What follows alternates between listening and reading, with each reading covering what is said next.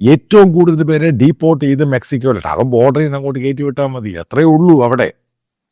പക്ഷെ ഇവിടെയുള്ള ഡീപ്പോർട്ടേഷൻ അവിടുന്ന് ഫ്ലൈറ്റ് അവരെ കൊടുത്ത് ഇവിടെ കൊണ്ടുവരിക.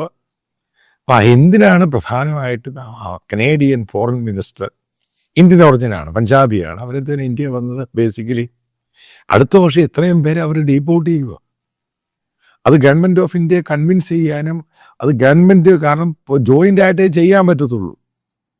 കാരണം ഇത്രയും പേരുടെ ഫ്ലൈറ്റിന് ടിക്കറ്റ് മാത്രമല്ല, ഇത്രയും പേര് അവിടെ നിന്ന് ദൂരെ കളയുക. അതേപോലെ പുതിയ പോളിസീസ് കനേഡിയൻ മാർക്കാർണിക്ക് ഗവൺമെൻറ് ഉണ്ടാക്കാൻ പോകുന്നത്, അവിടെ പല ആൾക്കാർക്കും സിറ്റിസൺഷിപ്പ് കിട്ടിയിട്ടുണ്ട്. കാരണം അവിടെ സ്കാം നടക്കുന്നുണ്ട് പല രീതിയിൽ. അപ്പം അതും പുനഃപരിശോധിക്കാനുള്ള തീരുമാനമുണ്ട്.